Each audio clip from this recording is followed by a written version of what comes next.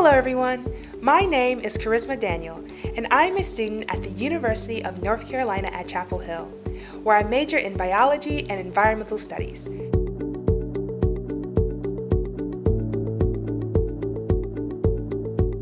This summer, I've been working with the Center for Energy Education as a virtual summer camp intern, and today I will be teaching you how to make your own anemometer.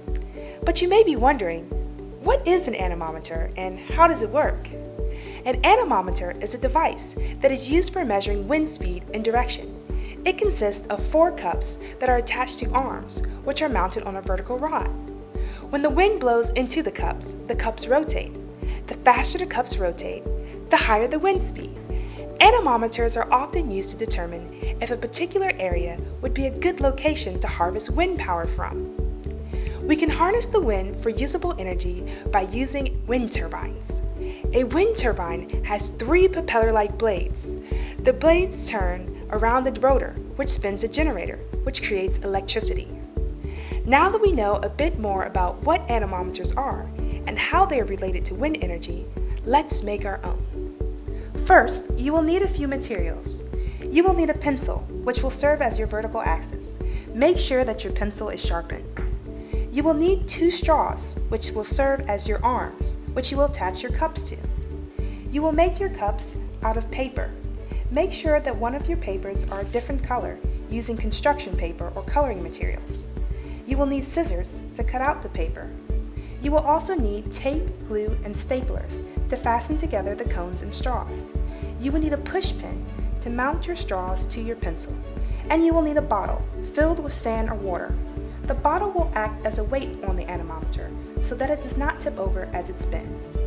Now that we have all our materials, we can begin to assemble our anemometer. Step 1. Using the stapler, staple the 2 straws together to make an X configuration. You may use the tape to make the X configuration more rigid. Step 2. Using your cone stencil, cut out 4 equally sized cones. Be sure to make one cone a different color using your coloring materials or construction paper.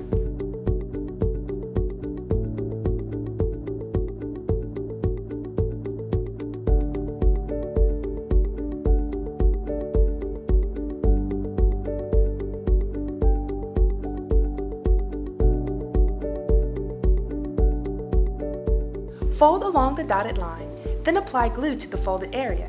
Then bring the sides of the cone together.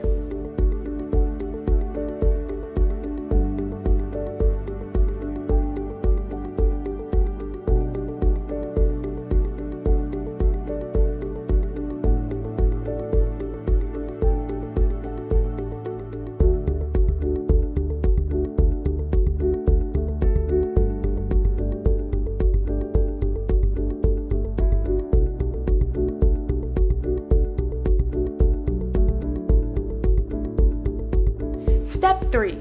Tape each cone to the end of a straw so that each cone is perpendicular to that particular straw.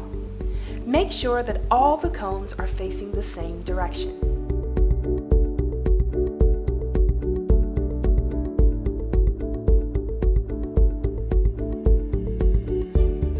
Step 4. Take a push pin and pierce it through the middle of the X configuration of straws and cones.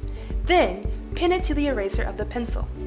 You should now be able to spin the X configuration on top of the pencil.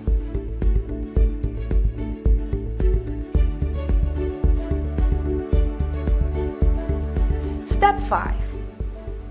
Now, fill the bottle with water or sand and insert the pencil into the bottle. You have now constructed your anemometer. You can test that your anemometer works by using a fan to blow wind into the cups. Your anemometer should spin.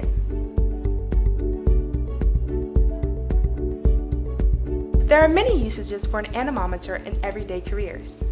Meteorologists use anemometers to study weather patterns. Knowing the speed and direction of the wind can help meteorologists determine which directions storms and pressure systems will travel and how fast they will get there. A wind turbine surveyor may use a portable handheld anemometer to determine if a particular area would be a good location to harvest wind power from. Once good locations for wind turbines are found, then people like material scientists design components that can efficiently generate the most power and withstand environmental stresses. Anemometers are also used in wind tunnels by aerospace and automotive engineers. They use them to calculate the speed of winds that go around vehicles in order to test their aerodynamic capabilities and improve their designs to reduce air friction and fuel consumption. If you are interested in learning more about these exciting careers, the Occupational Outlook Handbook is a great place to start. The handbook is featured on the U.S. Bureau of Labor Statistics website, which gives you not only a detailed description of different careers, but also describes the duties expected for a person in that field, their work environment, pay scales, education needed, and even data by specific state.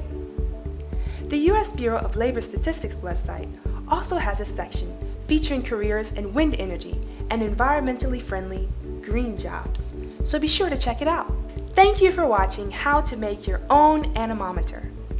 As you can see, this device has many practical uses and is used in a wide range of careers in wind energy. We hope that you will follow these steps to make your own anemometer. This has been Charisma Daniel, an intern with the Center for Energy Education.